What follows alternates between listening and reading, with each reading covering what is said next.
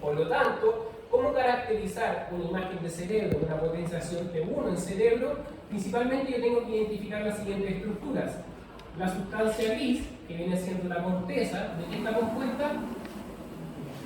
¿Ah? La sustancia gris, ¿de qué está compuesta? ¿Ah? Anatomía, neuroradiología, lo vieron con el bebé. ¿Ah? Sí, ¿qué vos disparen? ¿Con qué? Agua, oligodendrocitos. Primera porción de las neuronas, los somas. ¿Ya? Por lo tanto, el agua, después vamos a ver por qué el agua libre principalmente tiene un tiempo de relajación bastante largo. ¿Ya? Obviamente la agua ligada se aporta principalmente. Pero todo lo que sea agua en el T1 no se va a reflejar, porque sus tiempos de relajación son demasiado largos. Por lo tanto, lo que primero se va a relajar en este caso van a ser la sangre y la grasa principalmente, pero sobre todo la grasa. ¿Cómo se ve la grasa del cuero cabelludo?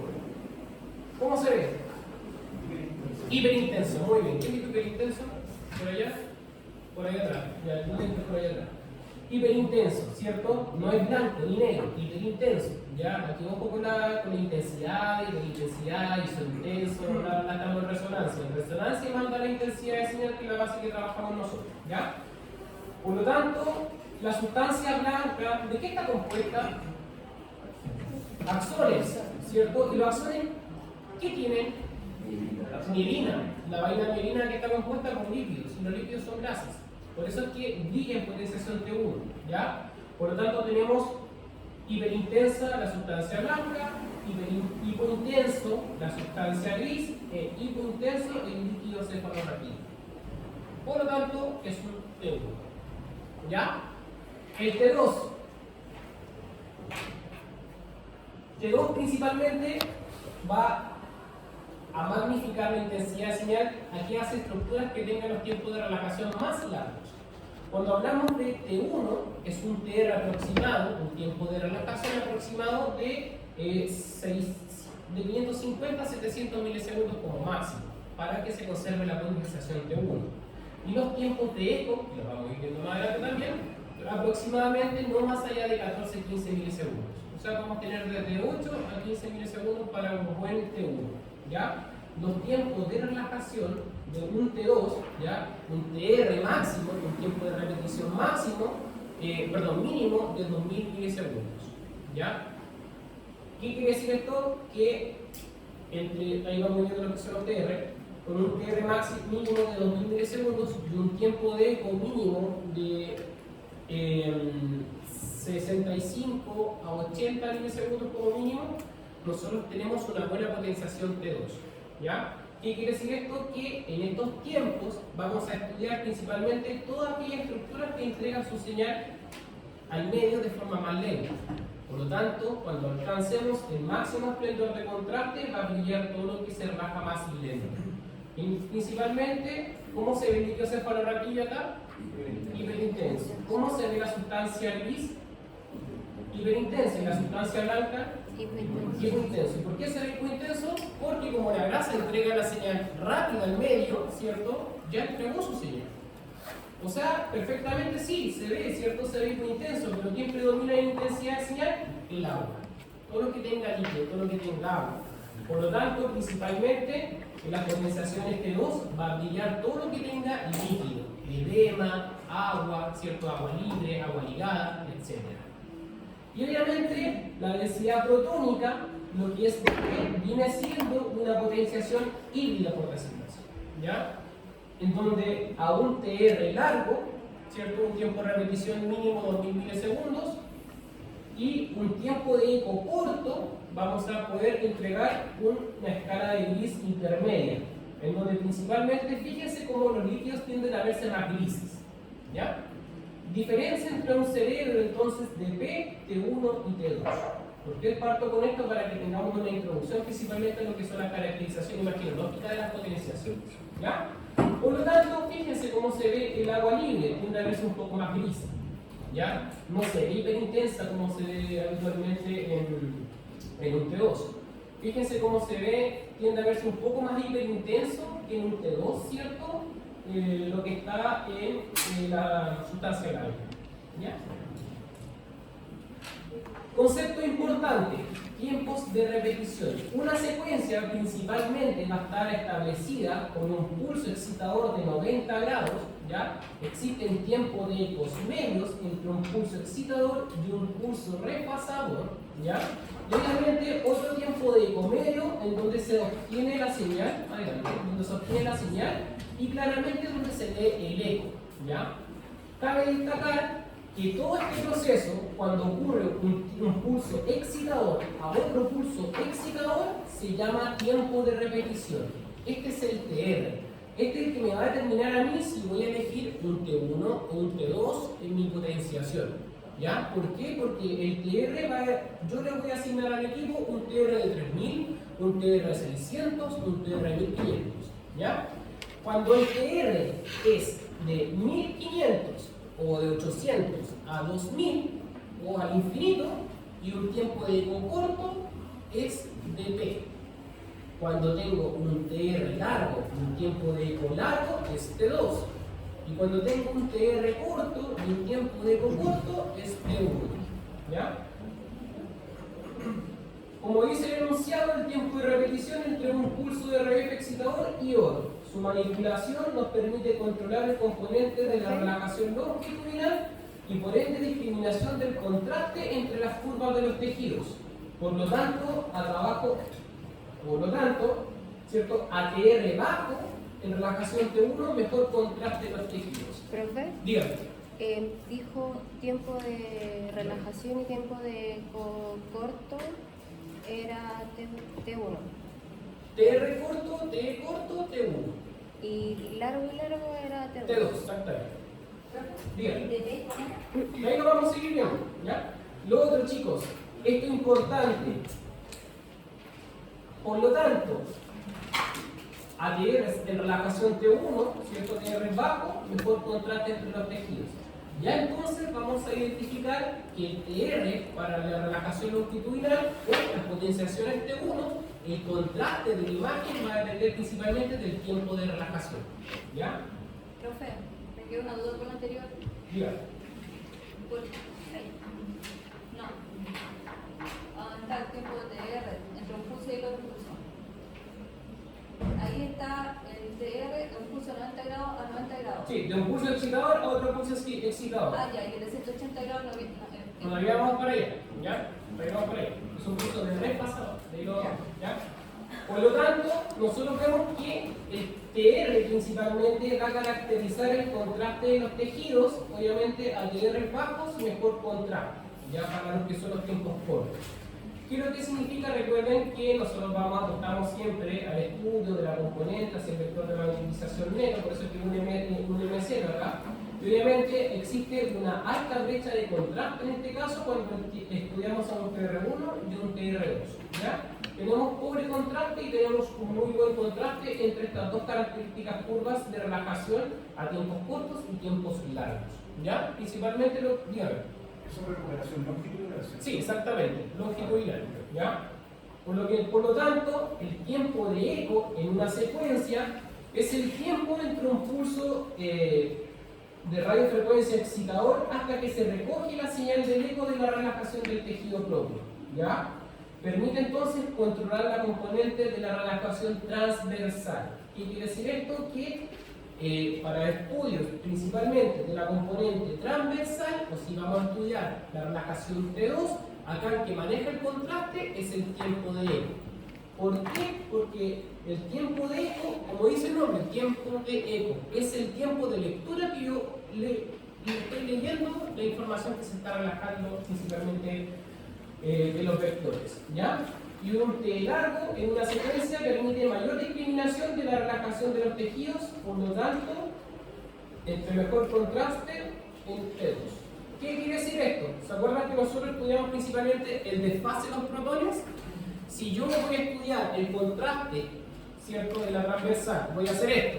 Cuando están en fase y pierden su coherencia en las fases porque se están relajando, Acá yo tengo una brecha muy cortita, ¿cierto? Para poder estudiar muy bien esta relación. En cambio, aumentando el tiempo de eco, voy a saber muy bien cómo están entregando su señal al medio, cuál es grasa y cuál es agua. Cuál es agua libre y cuál es agua ligada, ¿ya? Y todo va a depender de quién, del entorno bioquímico, ¿ya? Esto es netamente bioquímica. Si nosotros vamos atrás, es netamente química. ¿Cómo están compuestos las vainas de melina? CH2, CH3, ¿cierto? Ya vimos entonces lo que conlleva el apantallamiento, el procesamiento químico, etc. La grasa entrega su señal más rápida en medio, ¿ya? Por lo tanto, como la grasa está compuesta de una cadena de metilo bastante larga, ¿cierto? Y entrega su señal más rápida en medio, va a brillar en relajaciones cortas. Y el agua, como está más dispersa, más separada entre sí, necesitamos mayor tiempo para poder leer esta agua y poder efectivamente tener su intensidad de señal. Por eso es que principalmente estas estructuras, que están hechas de agua principalmente, necesitamos un tiempo de repetición largo para poder identificar sí o sí su relajación, ¿ya? Y obviamente para eso nosotros estudiamos que el tiempo de eco largo en una secuencia permite mayor discriminación en la relajación de los tejidos con un mejor contraste en T2, o sea, en la transversal. ¿Qué significa este cuadro, este gráfico? Exactamente lo mismo que el anterior, pero como estamos estudiando la pérdida de la coherencia de las fases, el decaimiento de la señal principalmente, vamos a tener mucha mejor representación de contraste con el tiempo de eco más largo, ¿ya? Por lo tanto, las potenciaciones de la imagen, tenemos tiempo de ecos cortos, tiempo de ecos largos. Y este cuadrito, el típico que aparece en todos lados, en todos los papers, en todos los libros, en todos lados, en todas las clases. Entendemos que en este gráfico, dependiendo de los tiempos de relajación y PR, vamos a ir asignando las potenciaciones. Ahí yo se los dejo para que lo puedan ir viendo y anotando principalmente. TR largo, o sea, TR corto, tiempo de corto, T1. TR largo, tiempo de corto, DP. TR largo, T largo, T2. Ahí nos pueden ver sus casos. ¿Ya? Y aquí no sé por qué se escapa esta cosa del PMT, pero acá por ejemplo les tengo asignado, les voy a subir está ocurriendo la clase, ¿cierto? Sí. Ahí salen los tiempos correspondientes cuando potencia y este uno te doy de, ¿ya? Por lo tanto, la manipulación de los tiempos TRLI permite caracterizar distintos contrastes de imagen en las imágenes de resonancia magnética. Potenciación T1, acá les dejo un cuadrito principalmente, donde indica cuáles son las grasas, cuáles son las estructuras que se van a ver más intensas, ¿cierto?, a las relajaciones más rápidas. Tenemos grasa, hueso medular, ¿cierto?, sustancia blanca, sustancia gris, el músculo, etc. ¿Ya? A tiempo T1 más corto, mayor señal, mayor diferencia entre los tejidos que se relajan más rápido. Previamente, potenciación T1, mismo TR, ¿cierto?, de 500 milisegundos, cambiando el tiempo de eco. ¿Qué va pasando entonces con la imagen si voy cambiando el tiempo de eco? Se va perdiendo la diferenciación del contraste, entonces, de las estructuras que tienden a desfasarse más lentos. ¿Por qué? Porque estamos apostando, ¿cierto?, a una potenciación de P. Se ve más gris entonces las estructuras, no hay diferenciación principalmente, porque lo que nosotros buscamos, ¿cierto?, es que a tiempo de ecos cortos, con un TR corto, exista la mejor diferenciación de las estructuras que entregan su señal más rápidamente. ¿Ya? Al aumentar y variar el tiempo de eco, se aprecia cómo se va perdiendo la diferenciación del contraste entre las imágenes. Por lo tanto, se pierde la potenciación térmica. Observamos entonces lo que se ve hiperintenso, la grasa, el hueso intramedular, el líquido no se va a ver hiperintenso, ¿cierto? Los músculos tienden a verse un poco isointenso, ¿ya? Es importante. Importante porque los músculos en T2 se ven negros, se ven hipointensos. Por lo tanto, para poder discriminar músculo esquelético de un T1 y un T2, es importante saber entonces que el músculo en T2 se ve hipointenso y un T1 se va a ver isointenso. ¿Ya? ¿Puedes repetir la parte?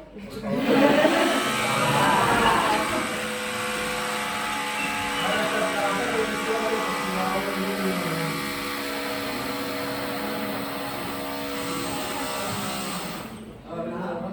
ya. Voy a darle una mano. La potencia, bueno, tengo.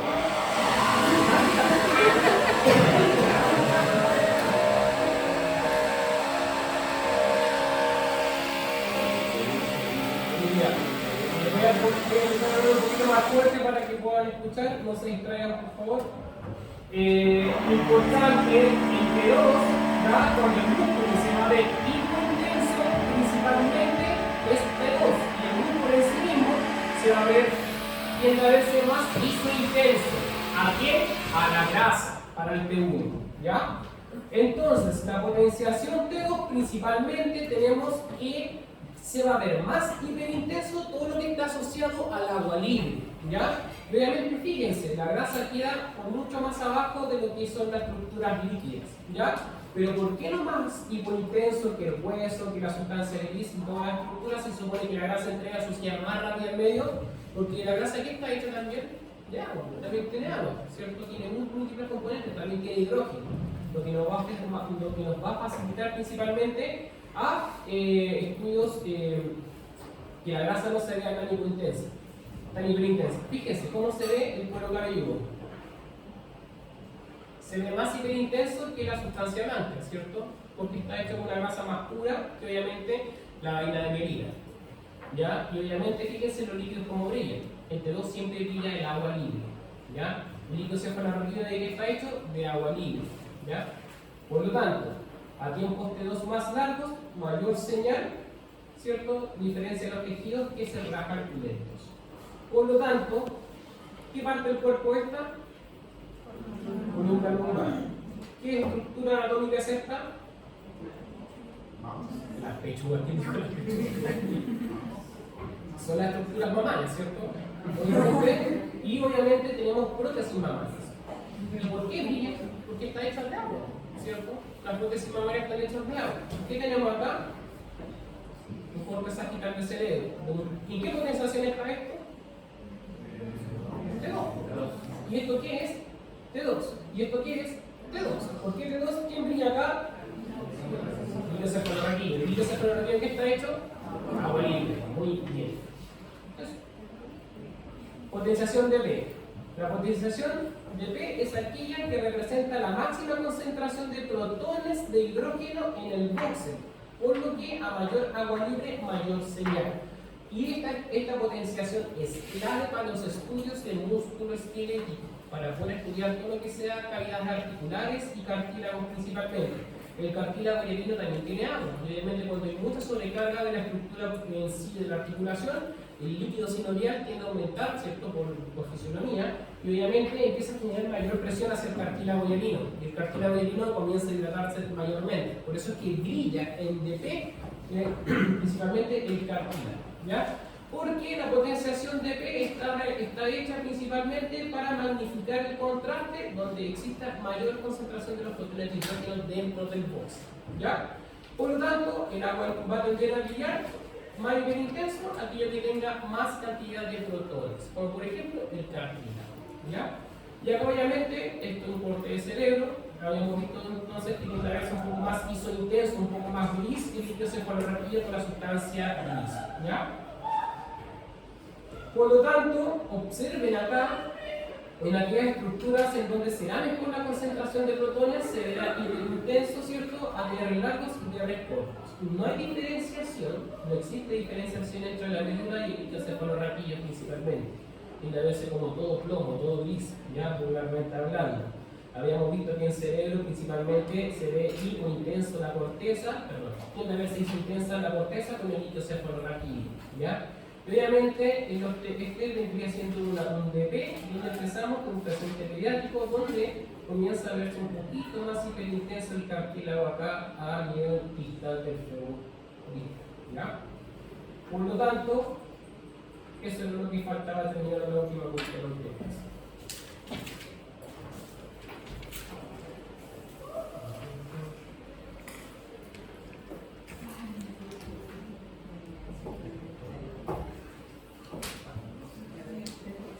Y eso lo vamos a ordenar de la clase que viene ahora, ya en el secuencia. Ya vieron los videos, ¿cierto? Entonces nos va a ir quedando mucho más claro. Esto, como uno le dice, es el feedback antes de.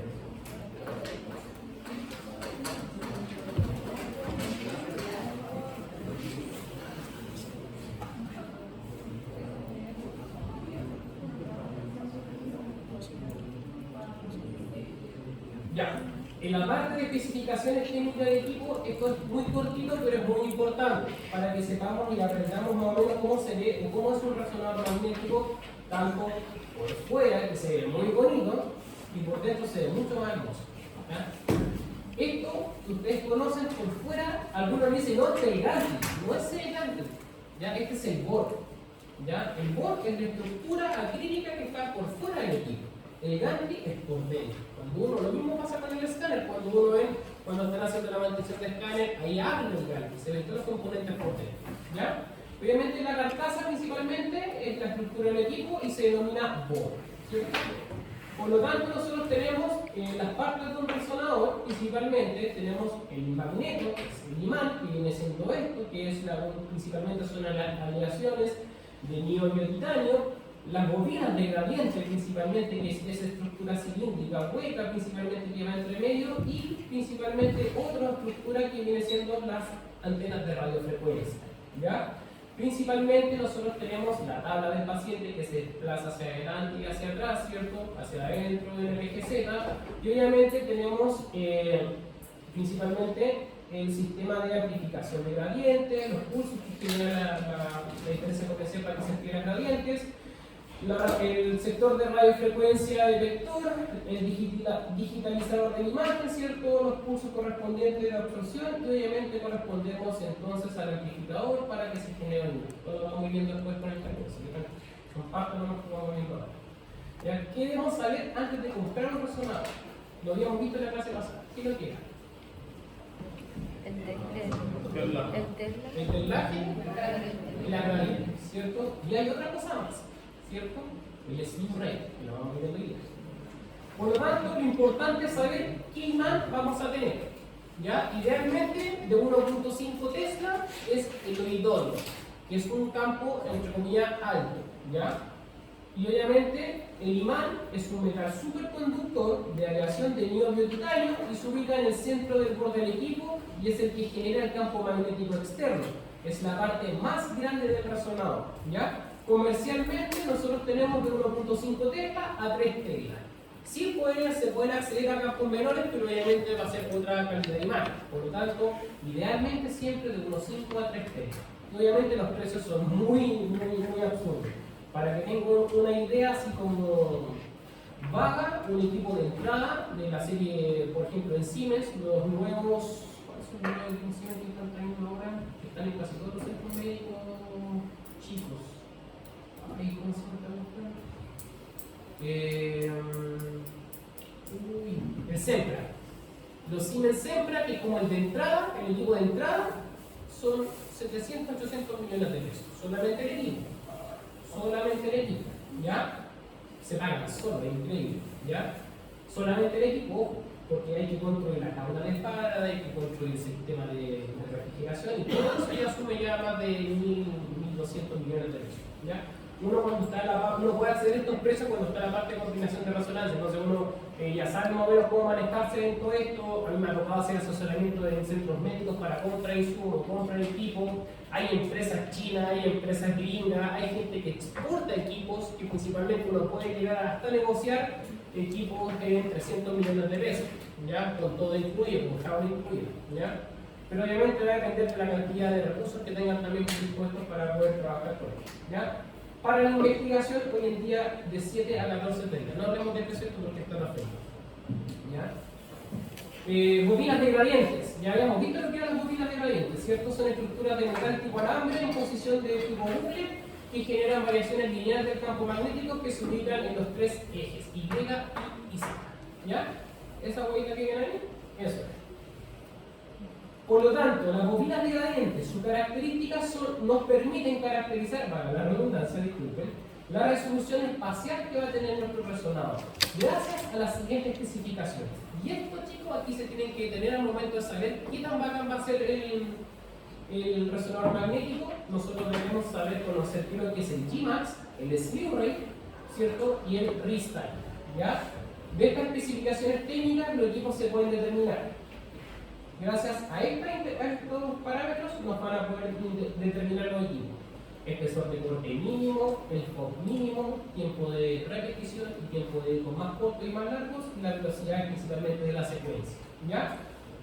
Vamos a ir viendo uno de cada uno. El Gmax se conoce como el valor máximo que alcanza la gradiente al variar el campo magnético externo, o sea, la máxima amplitud principalmente que puede llegar y se mide en militesla metro. Esto es muy importante. Cuando yo voy a comprar un equipo, lo primero que tengo que preguntar es cuánto tesla G, 1.5 tesla. Y lo más importante, ¿de cuántos son las gradientes?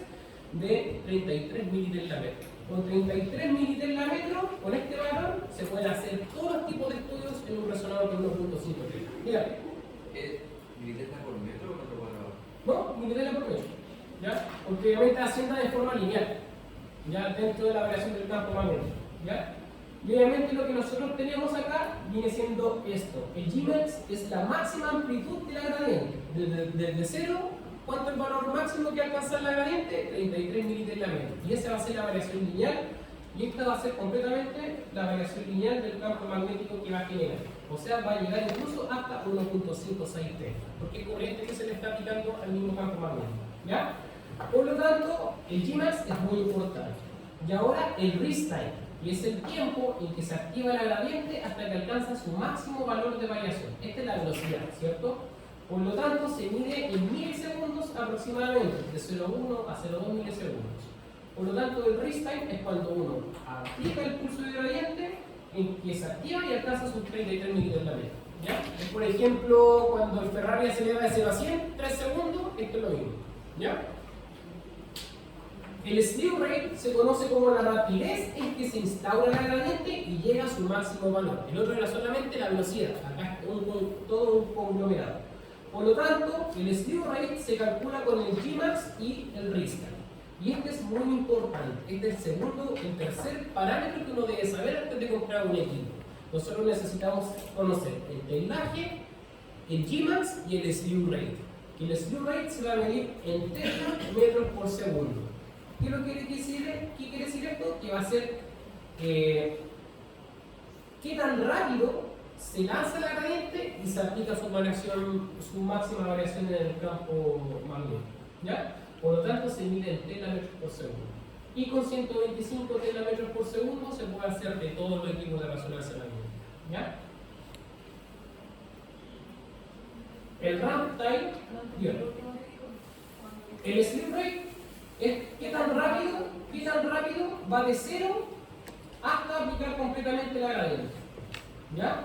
Desde que se lanza la instrucción al equipo, se lanza la gradiente, cuánto se demora en generar la variación lineal del campo magnético. El otro era solamente la velocidad. ¿Ya? Este es el tiempo completo en que se lanza y alcanza su máximo valor. ¿Ya? Por lo tanto, mientras mayor sea el slew rate, mejor va a ser el equipo. Más rápido va a ser la velocidad de la secuencia y la instauración en sí misma.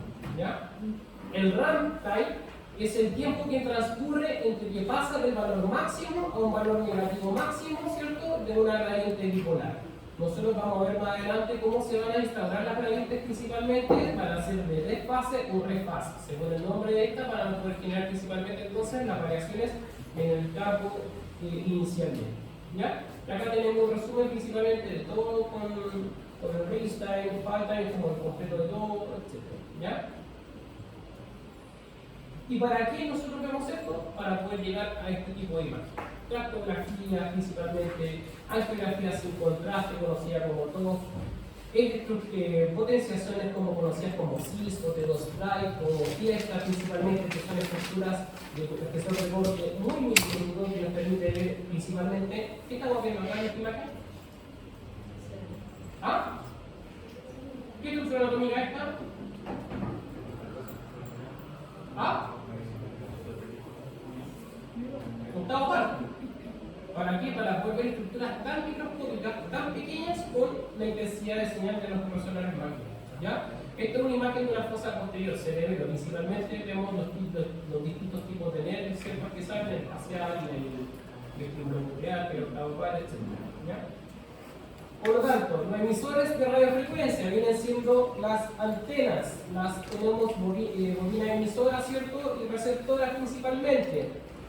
En el emisor de radiofrecuencia, en orden se encuentra antes de la bobina de gradiente, y es una bobina que se encarga de generar la radiofrecuencia inicial para excitar y entregar energía a los fotones antes que se inicie el pulso de gradiente. Acá lo principalmente es una estructura metálica que cuando yo la meto corriente me lanza un pulso de radiofrecuencia. ¿Y a quién va a ir dirigido? Al protón de hidrógeno, ¿ya? Que va a estar antes de la bobina de gradiente, ¿ya? Por lo tanto, esto obviamente se caracteriza en longitud de onda, parte física aquí ya no hay física. Antenas o coils, ¿ya? Principalmente cuando quieran hacer, yo esto lo he visto solamente en clínica, le vayan a clínica cuando están los recursos, existe esto, ¿ya? Se puede hacer esto, antenas hasta los oídos principalmente. Son aquellas estructuras que se montan en el resonador y según el estudio se instalan en la región anatómica estudiada, ¿ya? Y estas tienen la capacidad, dependiendo del tipo, de emitir o recibir señal. Principalmente, cuando vayan a colocar una antena al resonador, no puede ingresar ninguna antena si no está conectada al equipo, si no se echan a perder. ¿Ya? La gente que no sabe se las echa así. ¿Cómo? Y cada vez que entra una antena al resonador, tiene que ir conectada. Por ejemplo, si se dan cuenta acá, hay un conector. Eso tiene que ir conectado porque si no, le va a pasar la radiofrecuencia y se le echa en un canal porque no va a estar transmisible. Como los polos van a ser distintos por la electrónica, se funde uno de otro. ¿Ya? Por eso es que siempre hay antenas de, esta la denominamos body array, ¿cierto? La spine que están por debajo, del leg, ¿cierto? Para las extremidades, cerebro, etc. Acá tenemos un complejo. Esto es de cerebro, cuello, ¿ya? La NIC que le denominan, y obviamente esta es una antena complementaria que es una body, que quizás le van a hacer por ahí este cerebro-cuello, o van a estudiar cardio en este cerebro, pero esta también tiene que ir conectada, ¿ya? Estas se conocen como bobinas de superficie. No disculpe, ¿para qué sirve una antena? Las antenas sirven principalmente donde tú pones la antena, ahí tú vas a emitir la radiofrecuencia y ahí, de ese sector del cuerpo, tú vas a recibir la radiofrecuencia. Por ejemplo, tipo de antena, mano-muñeca. Solamente la radiofrecuencia se va a centrar, esto es una bobina cerrada. Principalmente la radiofrecuencia se va a centrar solamente en la muñeca o en la mano. De hombro, no voy a leer la mama, no voy a leer el cuello, nada. Solamente donde se emite la radiofrecuencia y se recibe principalmente va a ser en el hombro. La de superficie o body array, ¿ya? Principalmente son bobinas de superficie que nos permiten hacer estudios de tórax, abdomen, pelvis, dependiendo de dónde se va a localizar esta antena, ¿ya? Y obviamente esta, si es por encima, por posterior siempre necesitamos otra, que hoy en día los equipos tienen integradas las antenas de la spine, que principalmente su función es capturar toda la zona que está posterior del cuerpo. Antenas de rodilla, etc. ¿Ya? Y obviamente el cuadro principal es caracterizar distintos tipos de estructuras. Fíjense cómo se ve hiperintenso aquí el cartílago. Ya este es un DP. ¿Ya? Fíjense las imágenes que podemos obtener principalmente con los distintos tipos de bobina. Angiografías, estructuras anatómicas de FATSAT, ¿cierto? T2, T1, T1, angiografía, etc. T2 también. ¿Ya? Y obviamente todo tipo de ingeniero que tenga calor necesita un sistema de refrigeración. ¿Ya? Por eso es que ustedes cuando toman rayos, escáner o rezo del paciente dentro dicen, oye, ¿qué hace frío acá? Oye, pues si la sala, los equipos generan mucho calor. Y obviamente uno le explica lo que pasa es que como los equipos generan calor, necesitamos mantener cierto los equipos siempre bien refrigerados. ¿Ya? Y obviamente el sistema refrigerador de un resonador es externo, pero funciona exactamente igual que un radiador de un auto. Exactamente igual. O sea, con agua. ¿O no? No. Un radiador de un auto, yo tampoco sabía. Un radiador de un auto tiene un líquido especial que le dicen el agua verde. Antiguamente, oiga, caballero, ¿le cargo agua verde? No, gracias. O el otro es agua rosada. ¿Ya? ¿Ah? Exactamente. ¿Por qué? Porque los sedimentos, después del tiempo, quedan estancados en los filtros y se colapsa el sistema de ventilación o de refrigeración. Por eso que el sistema, el líquido que se utiliza en los sistemas de refrigeración de resonancia magnética se llama glicol. ¿Ya? Es un líquido rosado, es un agua rosada que principalmente es muy similar a la que se ocupa en radiador de un auto. ¿Ya? Porque como dice la compañera, está desmineralizada. Y obviamente, cuando se corta la luz, hay problemas que más adelante vamos a tener una charlita de con qué la adversidad de los equipos de resonancia magnética que puede pasar. Obviamente, cuando ocurren estos eventos, se corta la luz, necesitamos, porque el chiller, que viene siendo esta estructura que está acá, viene siendo como el radiador del agua, que procesa todo, ¿ya? Procesa todo el agua que entra y que sale, que entra y que sale. Saca el agua caliente del equipo y ingresa el agua fría, ¿ya? Obviamente, cuando se corta la luz, se cae el chiller. ¿Quién refrigera entonces? Y ahí activamos el bypass, que duele con el corazón activar el bypass resonador porque está metiendo agua de la llave. ¿Pero para qué? Como esto genera mucha calor, se necesita mantener refrigerado, ¿ya? Y te puede salvar la vida. Profe, Bien. ¿no se ocupaba aire como manera de refrigeración? Sí, pero no, vamos por ahí, ¿ya? El helio principalmente es para poder mantener ¿cómo se llama? Ay, me lo perdí. ¿Cómo se llama? Para mantener frío el metal superconductor. Nosotros lo vamos a mostrar y luego lo vamos a ver en la clase que viene ahora, ¿ya? ¿Qué es lo que pasa? El helio es un gas, ¿cierto? Es un gas que oscila a la temperatura de 0 Kelvin, ¿cierto? Y obviamente, son menos 274 grados Celsius. ¿Qué es 0 Kelvin? ¿Ya? Por lo tanto, el metal superconductor, para que se cree el efecto Meissner, ¿ya? Y se cree principalmente el efecto que sea un metal superconductor, al elevar el campo magnético, le estamos mandando una corriente mínima de 600 mA, ¿ya? Y con eso yo creo que sentí 2 mol, 3 mol, principalmente abastecido, ya se la energía que consume el resonador, ¿ya? Por eso es que cuando levantan el campo, se levanta una pura vez y el campo magnético sigue siempre estable. Y para que siga estable necesitamos enfriar el sistema porque estamos metiendo corriente con, obviamente, helio. Y el helio lo que hace, enfría el metal superconductor y vence su resistencia al flujo de electrones. Por lo tanto, ¿cómo se crea un campo magnético? Aplicando una corriente eléctrica, ¿cierto?, de muy alto amperaje a un metal que va a generar que la corriente circule y se vaya generando un campo magnético. ¿Cómo no explota y cómo ese campo magnético sigue estable? Porque se enfría con helio. El típico es el Akulger, es el pollo que uno le dice normalmente cuando hoy está sonando el pollo, sí suena. Y el pollo lo que hace, por cada va ingresando helio al equipo. Ingresa helio, ingresa helio, ingresa helio. ¿Para que el metal superconductor se mantenga siempre enfriado a la temperatura de los 0 Kelvin, ¿cierto? Los menos 270 grados Celsius. Y obviamente el flujo de electrones sea constante y se mantenga el campo magnético. ¿Ya?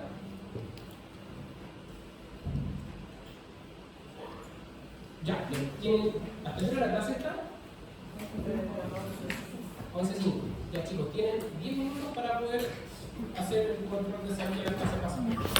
Se lo voy a ayudar a enseñar.